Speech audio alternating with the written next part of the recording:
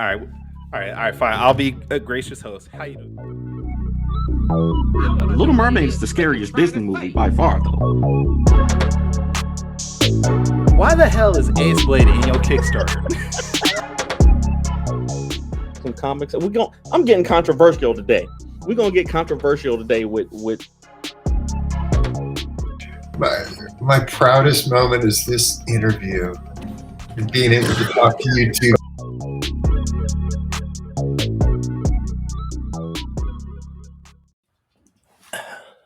Ladies and gentlemen, boys and girls, children of all ages, Taurus Comics in collaboration with what? I wasn't gonna do it. What? I was not gonna do it. I was not gonna do it to you this week. Yeah, I know. We got no more beam for the rest of the year. I was not gonna rub it in because I was rooting for y'all. We're all rooting for y'all. And I'm sorry, man. I wanted to see the Kings in the playoffs, and it just didn't go that way. So, and I see Fish in the comics. Fish, my plans, unfortunately, like we talked about, aren't going to happen now because of this. That's all right. we had something planned, him and I. So, all right. Can I start the show properly? Please. I tried not to interrupt you. I didn't even want to make the face. I didn't want to make such a bad face, though. It just happened. I'm sorry, because I did think about it, but I was like, no, don't do it. Go ahead. Intro the show. Ladies and gentlemen, boys and girls, I'm so disappointed now. Damn it, I can't even do this. Children of all ages, Taurus Comics and some collaboration with Fourth Wall Productions respectfully brings to you the 112th episode of the Four Tales podcast. I am your very disappointed host, Kyrun Silva from Taurus Comics. Across this way is the purple paragrapher of Ace Blade, Danny J. Quick, and together we're your two award-winning blurred comic creators here to help you find your next favorite comic. We are live on the Ages of Geekdom network via Facebook, Twitter, Twitch, and YouTube.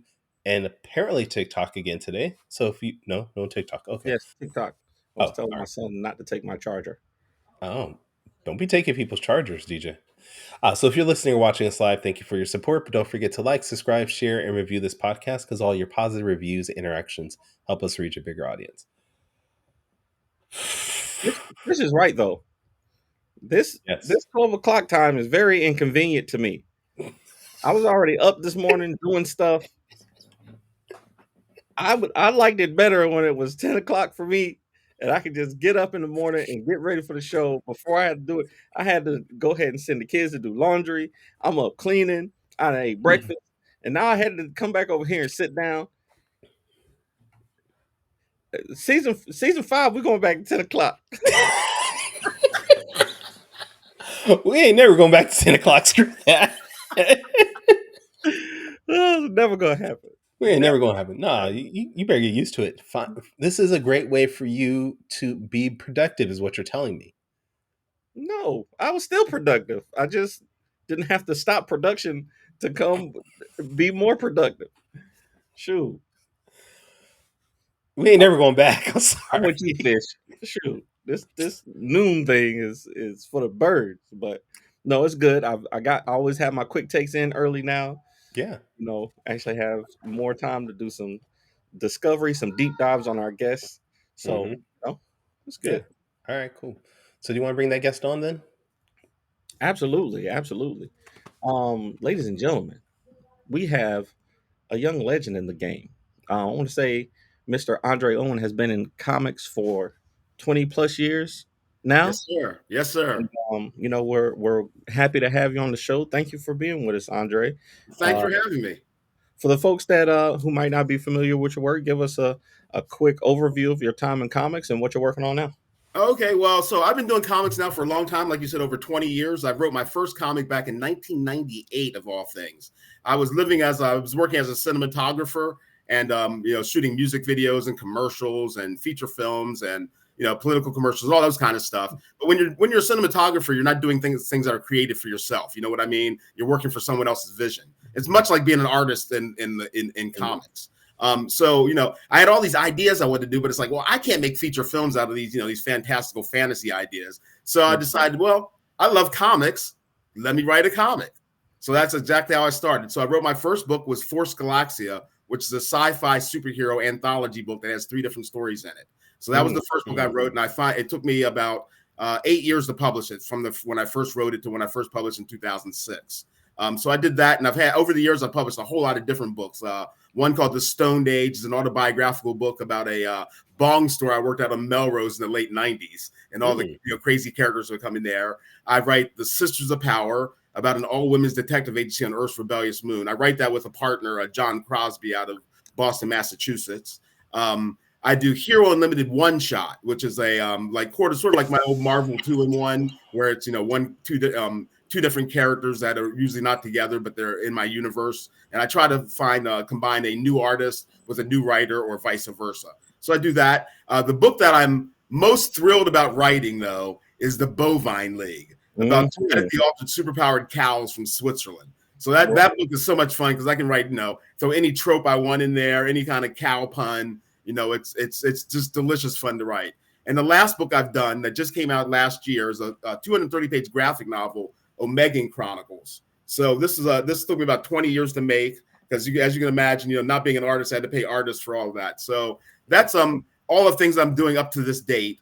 I've got other new things planned. Bovine League #2. I tried to do a Kickstarter, wasn't successful, but I'm continuing to produce that. I started Omegan Wars, which is a sequel to Omegan Chronicles, and I've got an encyclopedia coming out this year of my universe called Briscoe Savoy's Galactic Facts. Okay. Now, the Omegan Chronicles is the one that was nominated for the Glyph Award, right? Yeah, it was nominated for Best Artist. Yes, the artist Max Bertolini, the cover artist Ruli Akbar, Rodolfo Hernandez, and Gabe Pena are all interior artists, and they were nominated for the Glyph Award, which I'm very, very proud of. I love it. Man, you've been around the comic game for a long time, like you said. Yeah. I wonder, did your work in cinematography, help or hurt your creative vision for comics? Have you I would imagine, like you just said, you're not being able to do your own stuff may have made you focus more on your creative output, but maybe it jaded you a little bit from working with other people. So I wonder, how did it help or hurt?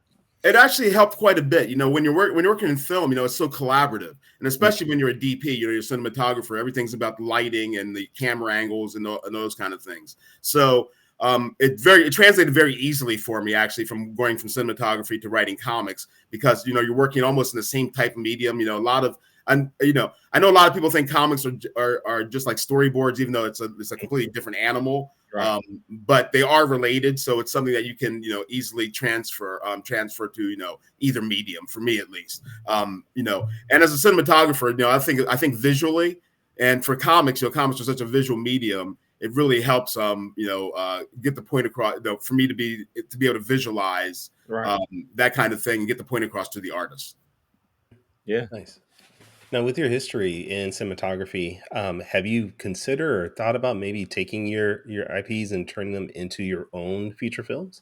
Well, it's interesting. I don't make comics for with the idea of making it into films. It's not the reason I'm into comics. I make comics because I love comics, and if the opportunity comes and someone wants to, I get an IP of one of my comics and actually turn into, a TV show or feature film, that would be great. I think the Bovine League would make a wonderful animated series. It's like, they're genetically altered superpowered cows from Switzerland. So, it would make a perfect animated series, but I don't write with the intention of doing it that way. Now, I'm a screenwriter in my other life also, so I've sold screenplays to Hollywood, but, the intention of my comics is really just to make comics. Nice. How do you balance that? Doing the comics, with a lot of us want to make that a full-time job, but then you also have your own full-time job. How do you balance that the two sides? Look, being a screenwriter it can be lucrative when you sell something, but there's a lot of years where you're not. So it's not exactly the most lucrative business you can get into. And, and of course you guys know comics aren't the most lucrative business either. So for me, the writing process, is, like most writers, it involves a lot of thinking, a lot of in my own head and deciding what'll work. And some ideas I think will work better for the screen, and some will work better for comics. Nice. Okay. I love it. I So, love it. The So I wonder, we see a lot of like when we talk about Bovine League, I think Bovine League was the first one of your projects that I saw. Okay. And I know we see um a lot of like properties with animal, Yeah. anthropomorphic. More we see, you got Ninja Turtles, we got Battle Toads. What Right. what made you pick cows and bulls? Like what was what made you lean towards the bovines? Okay. let Well, me add so on. Wait, can I add on to yeah, that? yeah. Okay, what made you pick Switzerland? Okay. Cows So are everywhere. those, those those are all tied together. So 20 years ago or so, I was on vacation in Europe, and I went to Switzerland, and I was in Geneva with my ex-wife and her parents. We're having a wonderful time, just I'm touring around Europe, just like I've never been there, so it's very exciting. So I was buying different gifts in different places I was at. So in Geneva, I went into a store and I bought a coffee mug. I drink coffee, and on the coffee mug it had every canton or state within Switzerland represented by a cow, and they had the canton's colors on that cow, like green and blue or whatever the colors would be for that canton. And they had the name. So I didn't think anything of it. I went on my vacation, flew, jamped around Europe, came back to America, came back to LA. And one day I was just sitting there drinking coffee, and I looked at the mug and I was like, huh, that's a good idea. So literally, it was from a coffee mug where it was. So none of the characters in the Bovine League were named after the canton. So much like if someone in Switzerland made a comic about the United States, they would call a character California or Idaho. So I call characters like Geneva or Zurich. They're named after the city that they represent. So really, it really just came from vacation, and it literally came from a coffee mug. Oh, Wow. You Yeah. never know where inspiration will come from. It's so Like true. I think that's one of the great things about creating. Like I even with TikTok and stuff, I always get I'll get a random idea from some random thing that I saw during the day, and then I'll have an idea or have an inspiration of why it's funny to me and want to share it with people. Like I Right. think that's one of the best things about creating. Yeah, well, I really enjoy a TikTok too for that reason, because when an idea pops in my head, you can just go with it right away, and you get an audience that's built in there. So I really enjoy using that platform. I hope they do not kick us out from the United States. So Yeah, yeah. Now, you're mentioning it's taking you many years at this point to get Omega Chronicles together. yeah. Most of it, that, like we said, is because of financing. What ways are you using to finance your books at this point? So for Omega Chronicles, I've been working on it so long. I financed most of it out of my own pocket. That's why it took me 20 years to make it. I ran a small Kickstarter last year, but only for like $1,000. I was just trying to get some fans, to build a fan base for the book and be able to print books. So I did a small Kickstarter, but most of it literally has come out of my pocket, for the last 20 years. And it's, I probably spent $30,000 on this book, to get it produced, over the years. So it's definitely a labor of love. It's my, it's kind of my life's work, and I'm very proud of it. I'm thrilled with it. I mean, it features characters that I created when I was a child. Much like a lot of creative people in the comic industry, a lot of my characters I created when I was 10, 11, 12, 13 years old, and I've just simply updated them for a modern audience. I love it. I love it. Well, the creative process is you were talking about collaborations earlier. I think we all are a part of a recent collaborative effort. We've been talking with a bunch of creators from the Epiphany Engine project. Oh yes. Which one of your characters, or which ones of your characters, are going to be included in that? Well, I'm thrilled about the Epiphany Engine, because it's a collaborative thing of indie Black creators, and there's over 40 of us publishers involved. The character that I will have is my character from Omega Chronicles, Francisco the Super Green. Now he hates that name because it was stuck on him. One of the jokes that I have throughout the Omega Chronicles is people calling him the Super Green, and he's always just fuming and saying, "No, my name is Francisco." So it's one of those ironic things, but he's the character that's definitely going to be in the Epiphany Engine, and I'm thrilled about that. That's going to be such an exciting thing that's happening, in the indie comic world. Yeah, absolutely.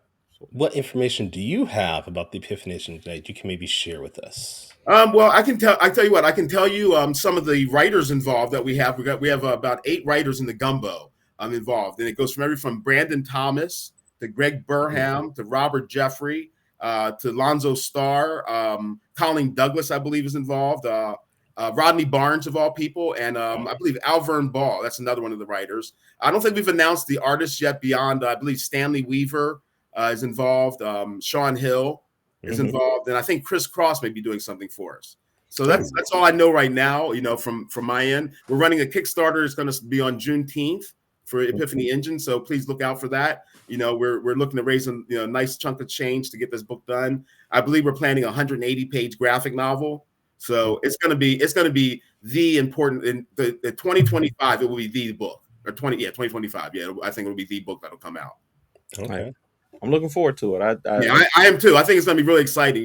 It's one of those things where, talk about collaboration. It's one of those things where, as a creator, you have to, and I know some people may not be comfortable with this, but you have to let your baby go and let other people, put their spin on your character. I will say that I think that as far as collaborations go, the survey that I received for Ace Blade to fill out for them to write about Ace Blade was very extensive. It was very extensive. They wanted to know Ace Blade's favorite color. They wanted to know what he likes to green for that, right? What he likes to green. What he likes to eat. What his like, if he has any stereotypes, if he has any, there were all kinds of stuff they were asking. So I'm hoping that everybody is able to fill those out, and we'll get some really deep. I'm sure a lot of the stuff will be surface level, a lot of one shots and punchlines and stuff like that. But I'm excited about it. I am too. Any of those. I think it's gonna be such a cool thing. With all the great writers involved and tons of characters. I didn't even know your character Ace Blade was involved in it. So that's even more exciting. So yeah. Kyrun, which one of your characters are in it? My understanding is Ruby is going to be in that.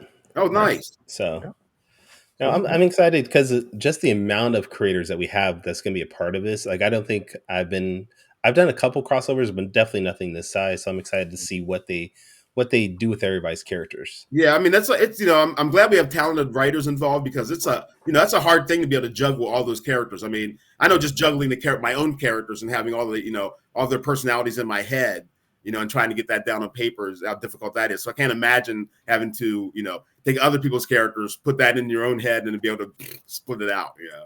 Right. Yeah. Now, when you're writing for your books, do you ever collaborate with other people and show people your work and say, "Hey, can you read this over?" Yeah, I have a friend, Holly Glazen, and she works as my editor. So she goes over everything I do, my scripts, and then she goes over the comics themselves. So yeah, I work with her. For Sisters of Power, I'm writing with a guy named John Crosby. We wrote the first issue together, but it's one of those books. It's about an all-women's detective agency on Earth's rebellious moon. So it's an all-women's book. So I was writing it myself, and I was like, oh, well, I need a partner, and I got John. But then I was like, we wrote the first issue, and it turned out well, and it's available now on my website. But when the second issue came along, I decided that I wanted to step away and get a woman writer. So a friend of mine, Isis Climbs, out of Atlanta, she came on as John's writing partner for issue 2, which we haven't produced yet, but I will be running a Kickstarter at some point to do issue 2 of the Sisters of Power. Okay.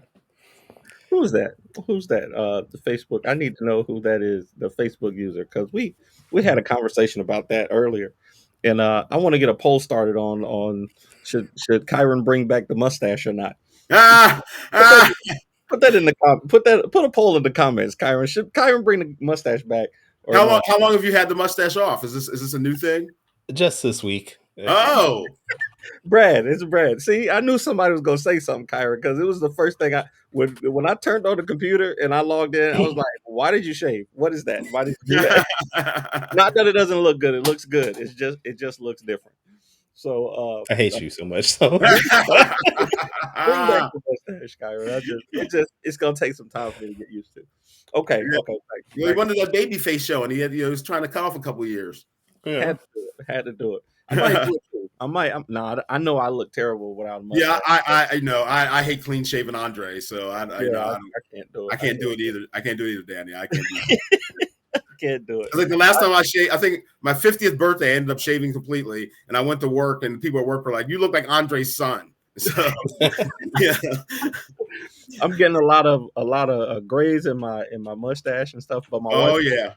my wife is a professional hairstylist. She's a cosmetologist, and she won't. She's like, oh no, I like the gray. I don't want you to dye it. I don't want Yeah. any of that stuff. I'm like, come on, let me do something to it. Something.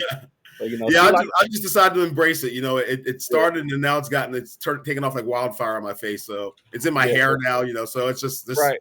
Like I say though often, it's better than the alternative. You know what I mean? It's right. I'd rather get gray than not be here. That's right. That's very true. Very true. Man, I love it. I love it. So we're talking about the Epiphany engine. I know they shared a bunch of the family, the central family that's going to be involved, and then the antagonist also. So we're going to be having some more interviews lined up. I see Advent Comics is in the Oh, good. And Tony will be able to give you the real deal details deeper than I do, because I'm not I'm actually just a contributor, so I'm not involved in the writing of it at all. So that's what we need to get on here. We need to get Tony on here eventually. Tony's too busy to be with us. Tony's too busy. I know. I mean, that dude's a firefighter, and Oh no, he just retired. He retired. That's true. That's true. Yeah. He might have some time, so we'll figure it out. We'll get it done. All right, I put a link in the comics if you guys want to vote. If I should bring back the mustache. That's it, mustache goal. I'm gonna go vote right now. You know what my vote is. Yeah, I'm clicking on it too. Wait a second, let me click on that. Oh, terrible. In the meantime, crowdfunding. We talk about crowdfunding a lot on here. We've recently, discussed other crowdfunding sites, because Kickstarter is kind of up and down. Kickstarter is definitely great. It's a great, platform. It's amazing that they created something like that, but it's not easy to get support on there if you don't, already have an audience baked in sometime. So what has been some of your experiences with crowdfunding? Are you strictly Kickstarter? Are you thinking about doing Zoop, Indiegogo, things like that? Or is it, what do you think? Well, in the past, I've been strictly Kickstarter. I haven't used Indiegogo or any other sites. I've been about 50% successful with Kickstarter. I've had some projects that have done. I think I've tried to do 7 Kickstarters. I've had 4 that fulfilled. Okay. And I've never asked for a lot. I think the most I needed was like $3,000. I do have a property called Hollywood Offenders, which I wrote with a friend of mine, David Lau Johnson, and it's a lot of fun. It's about Hollywood Boulevard being a Game of Thrones situation where all the different factions, like the cosplayers, battle instead of Scientologists, we have them as the cosmetologists, and they're trying to do makeovers for people. And it's this whole weird fantasy world. So we tried to raise money for that, and that actually failed. But that's one of the books. That's one of the books I'm most disappointed I didn't get to make, because I think if once we get it produced, I think talk about being able to sell to Hollywood. I think it's a it's a built-in thing. Look, in LA and Hollywood, it's such navel gazing. You know what people mean. So if you write a script about the town, or you write a script about acting or writing or something, you're gonna get somebody like, ooh, that's really good. Oh man, that's really interesting. So. You can play to those tropes if you'd like, but so Hollywood Offenders is a book that didn't fulfill. Bovine League #2, which I was disappointed in, didn't fulfill. I'm working on and paying the artist Christian Alaminos out of pocket right now, but I wanted to raise crowdfunding funds to get it finished, but I just didn't get to the finish line.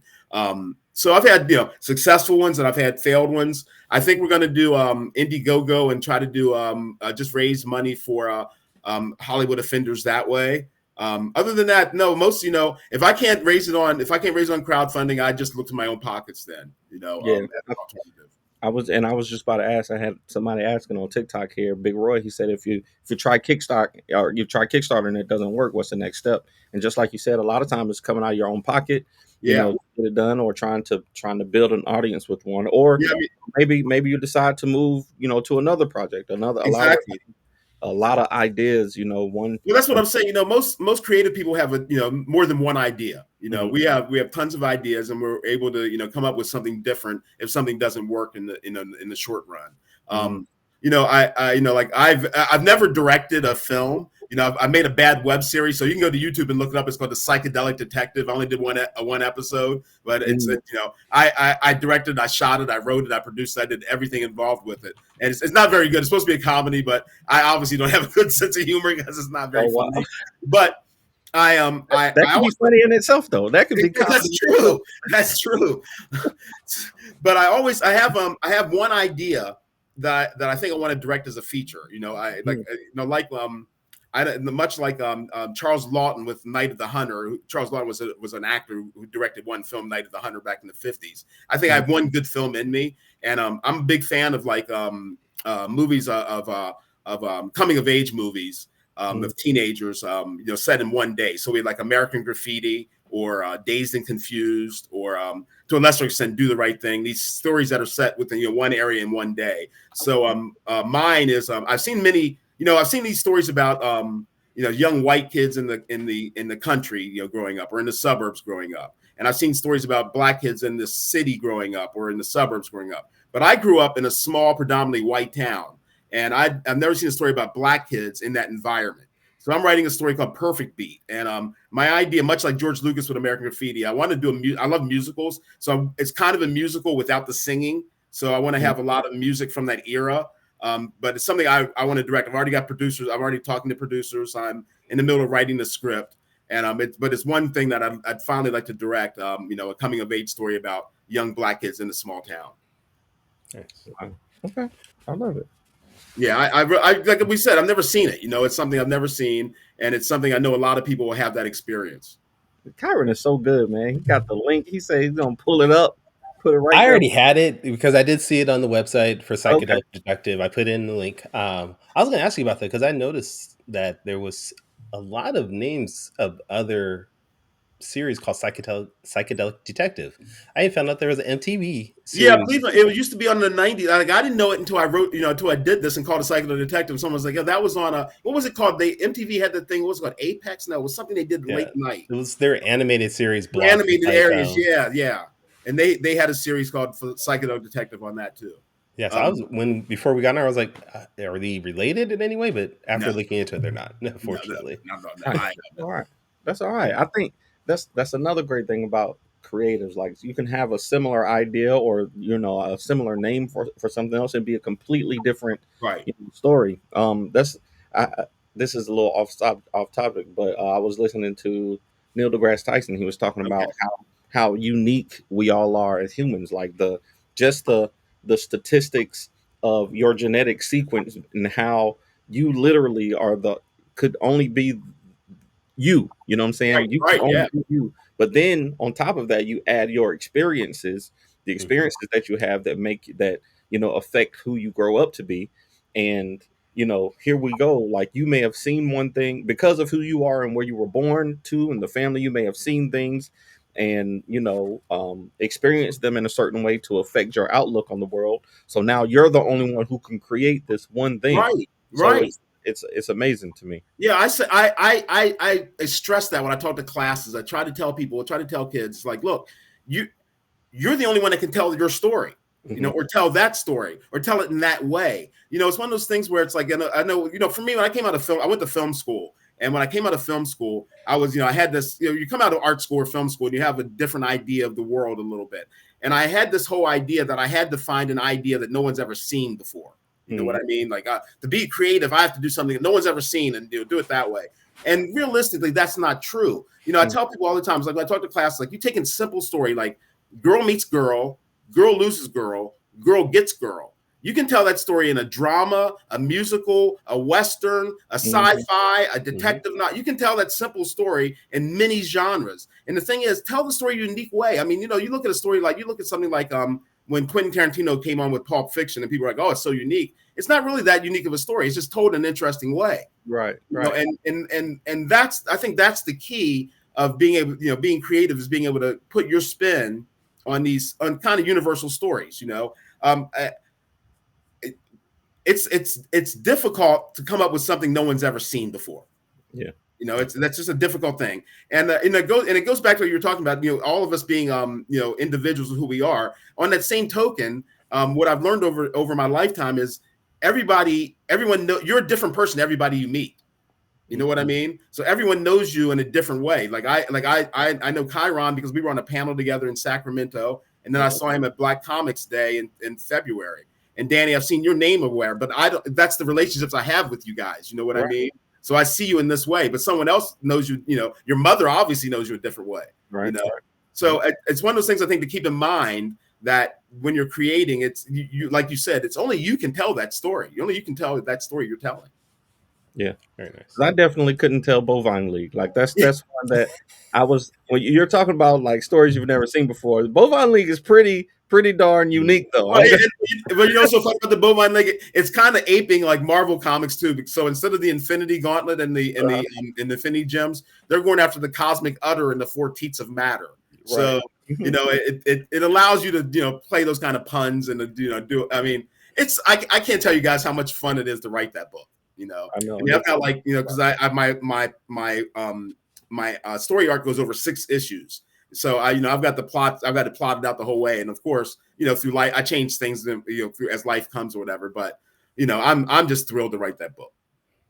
So when can we expect issue 2 to come out? Now you said we had some issues with Kickstarter, but when can we expect issue 2 to come out? So issue 2, if I can get myself together, I think it should be out by Black Comics Day next February.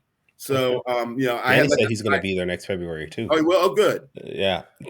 Good. That'll be awesome. I'm trying to force it. It's a great show. Say it into existence and it will happen, right? Exactly. It's a great show. I really love it. That's one show that I would absolutely fly out there to do. But I usually stick to the East Coast shows because I don't have to get on the plane. I envy you East Coast creators because there's so much stuff so close together. There's so many shows you can easily drive. I mean, I'm from the East Coast originally, so I know, so many. I mean, you can get, go from New York to Boston to Atlanta, and then on the West Coast, that's just being in California. That's just big. Big Kyrun talks about that all the time. I can literally drive all the way down to Florida to Disney World in the time it takes him to just stay in state. Like, I mean, and that's one of the harder things about being a comic creator here, because it's like, I'd love to come up to San Jose to do a show, but it's like, I got to go all the way to San Jose. That's a long drive. way. From where you are, that's a drive. Exactly. Or even up to Sacramento. That's what 5 hours for me. It's a hike. Just to come up. I can go through 2 states in 5 hours. Literally, I can be to Baltimore. I can get to Baltimore in 5 hours from where I am. And what's crazy? If I drove for 5 hours, I don't think I hit the Grapevine. Yeah, I don't think you would either. No, I think you would just about hit the Grapevine. Yeah, just about that. Yeah. You'll be in Central California all that time. And trust me, that's when I started speeding up faster because I do not want to be in that part of California. Oh, I know. It's bad. Have you ever driven north up the 5 out of LA and go through where they call Calshowitz, that area where there's nothing but cattle? Yes. Like, oh my God, it's just horrible. Danny, you see it coming. You can see the flatulence in the air. Yeah, the sky just turns brown. Yeah. And it's like, what the hell? The first time I ever went by, I literally had to stop my car and get out and take photographs because I've never seen that many cattle in one place. Yeah, all it is just field of just cows, just everywhere you look. I mean, for like a mile. I mean, it's for miles. It's insane. That's crazy. They call it Calshowitz. So Calshowitz, literally Calshowitz. I love it. Definitely got to put that in the Bovine League. Definitely. Oh yeah, no, there's definitely that. Mad cow takes the mad cow disease has a place in the Bovine League too. So okay, all right. Well, since we broached the subject, let's go ahead and do quick takes, which is my favorite part of the show. All right. If you haven't watched the show before, Quick Takes is a rapid Q&A section where we grill our guests on their deepest, darkest secrets that we've discovered on the web. So, Kyrun, if you're ready, let's do it.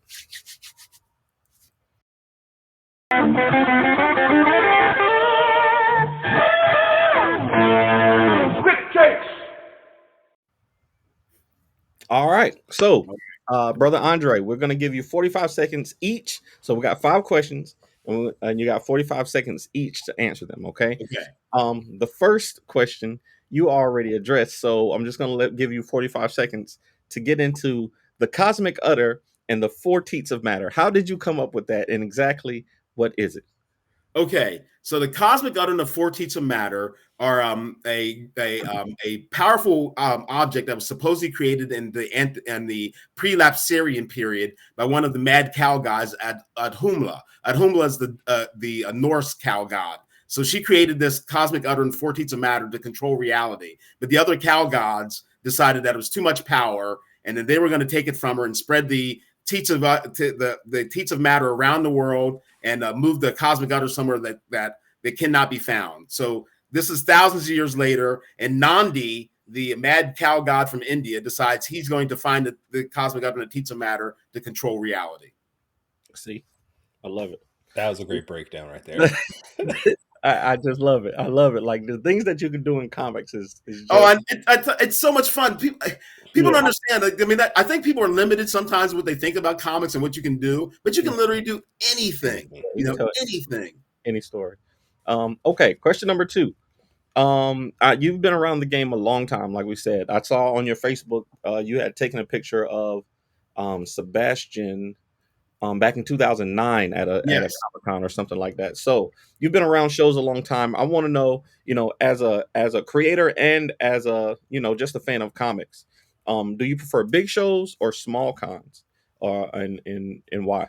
Okay, well, as a creator, I've learned to love small shows. Because people that come to small shows tend to be there to buy. Like we've done, like you said, I did San Diego Comic-Con. We used to I had a group called the Antidote Trust, and it was a whole bunch of creators, including Sebastian when he first started Stranger Comics, and we'd pool our money to go to like the San Diego Comic-Con to get a big booth. But those booths at the time they were like $5,000, so there'd be maybe there'd be like 10 of us in the booth, at $500 a piece, and you sell at big shows. I'm not going to say you don't sell at big shows, but I sell better at small shows, and I tend to like small shows. Now, as a customer, I like big shows because I like to be able to see all the exciting things I never see. For sure, 100%. I'm with you on that. Real quick, I want to say thank you because I found out doing our research time with this. I saw the interview you did at SDCC where you had Barbara Kiesel as the host. I didn't realize I've been saying her last name and her husband's last name for the longest time. I know. It's like your whole life. Yeah. I was so excited to be on that panel with her doing that. It's so funny. It's like, it's especially because I've worked in Hollywood a long time. So I've been around a lot of celebrities and stuff. But, the celebrities that impress me are people like her, these people where it's not like, it's a big giant star, but it's someone small. Like I am. For instance, I worked at the Game Show Network. I was the tape librarian, so I was in charge of all the different game shows that we had there. And we worked with outside storage units where we'd store a bunch of other tapes before we digitized everything.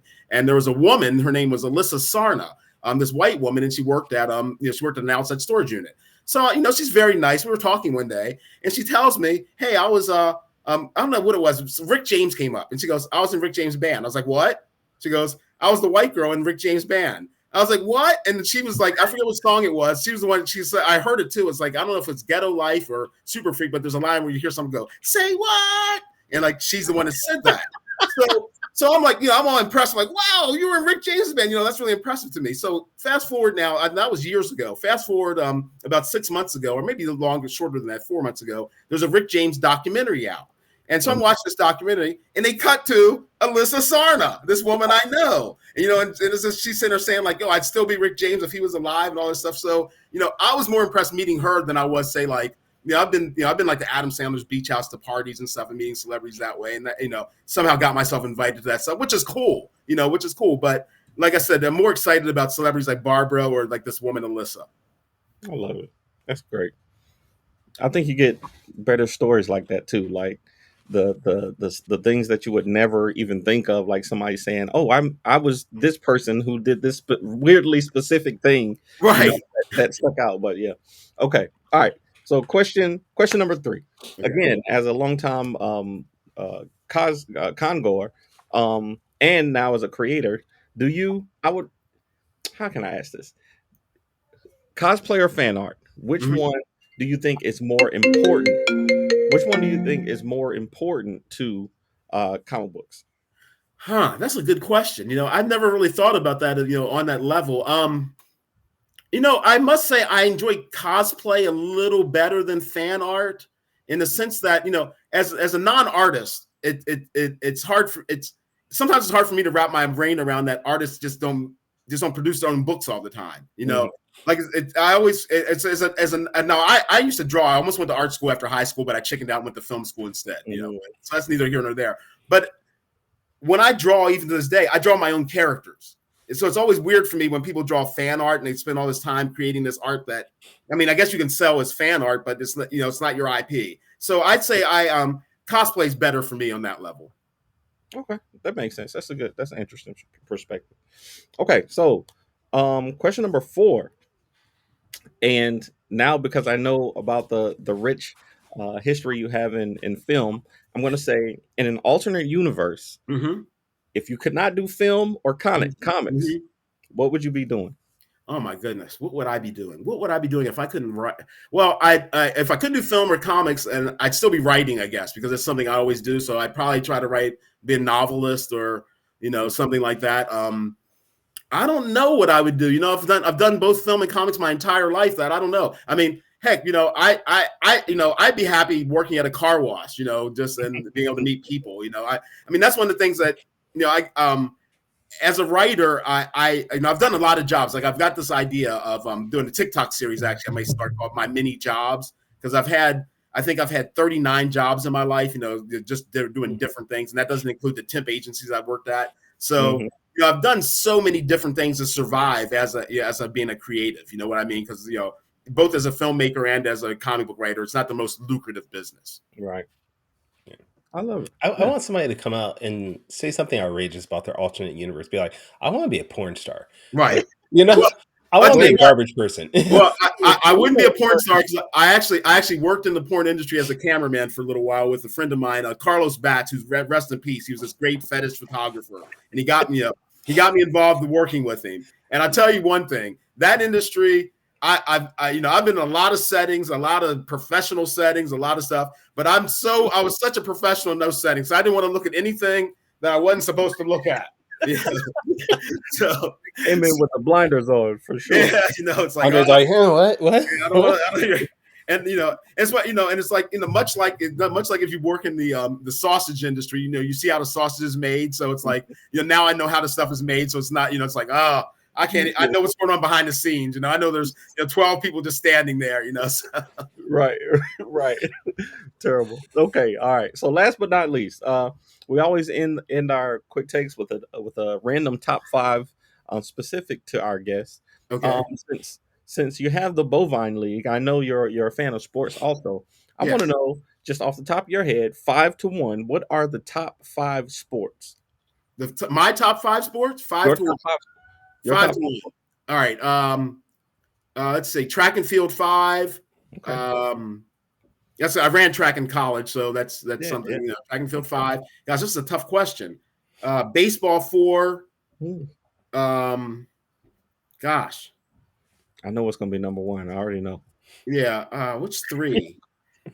Gosh, 3. You know what do I enjoy watching? I guess college basketball is 3. Okay. Pro basketball is 2, and NFL is 1. And maybe I have to throw college football in there because that's something too. I was I'm a big Notre Dame fan because I was raised Catholic, and my mom sat me when I was a little kid. My mom sat me in front of the TV and said, "This is your team."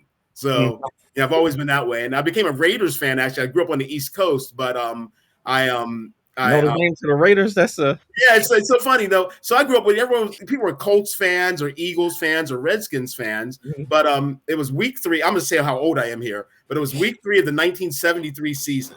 And I was a little kid, and I had been a Dolphins fan because they had won the Super Bowl the previous couple of years. You know, when you're a little kid, you're like, "Oh, Dolphins!" But week 3 of the 1973 season, I turned the TV on, and no one was around. It was me by myself. I watched the first football game I ever watched on my own, and it was the Oakland Raiders versus the Miami Dolphins. Wow. And the Oakland Raiders broke the Miami Dolphins winning streak. And as a kid, I was like 7 years old. I was like, I like that team now. So this is it. This is my team. You know, so I've been a Raiders fan for 50 years now. So I love it. Okay. Love it. Awesome. Long suffering. Well, hey.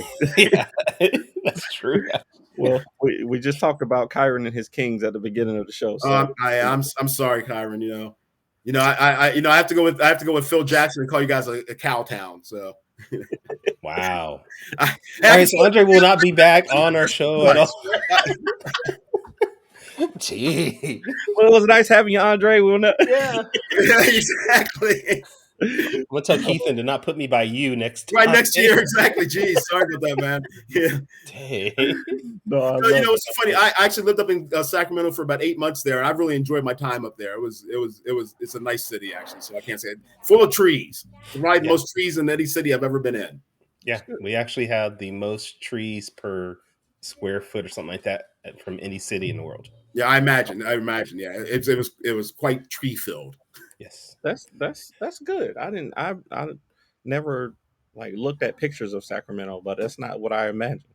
I imagine like rich tapestries of like hillside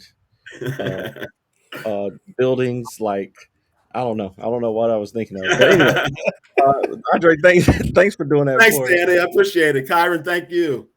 No. All right. Well, we want to make sure that people check you out, Andre, and follow you. So Yeah, what are the best ways? you can find all my comics at my website, which would be hirounlimited.com. So HIRO unlimited.com. All right. And what about social media? Where can people check you out? You can find me everything. I'm at social media at Redskew. So REDSKEW across social media. I think Instagram's the only one that's different. It's at red_skew. But TikTok, everything else is at Redskew. Okay. All right. Danny, where can people check you out? Well, if you want to find me or Ace Blade, the best place to go is our website, fourthwallpros.com. And if you want to find me on social media, the best place to look is at the Ace Blade on all social media platforms. Kyrun, where can people find you?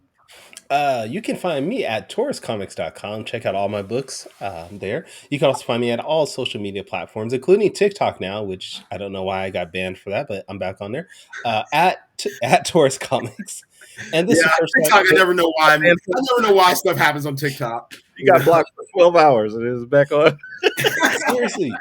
I'm like, what did I do? Yeah, what did I say? Yeah, what did I say? At least tell me what I did wrong before you ban me. Right. And I see people saying crazy shit on there, where I'm like, why aren't they banned? Yeah. Right. Yeah. But if this is your first time checking out our podcast, you can go to our website, fourtailspodcast.com. You can go and listen to our previous episodes. You can buy some merchandise. You can check out what's coming up for us. But definitely join us next week where we're going to have Shandar Wilson of Shockwave Comics on. We're talking about everything he is producing. And I have a feeling he's part of Epiphany Engine also. So we'll try to get some information from him also. I've seen some good art from him too. So yeah, I was going to say that's some good art there. But until next time, everybody, sayonara, goodbye, and please take care of yourselves.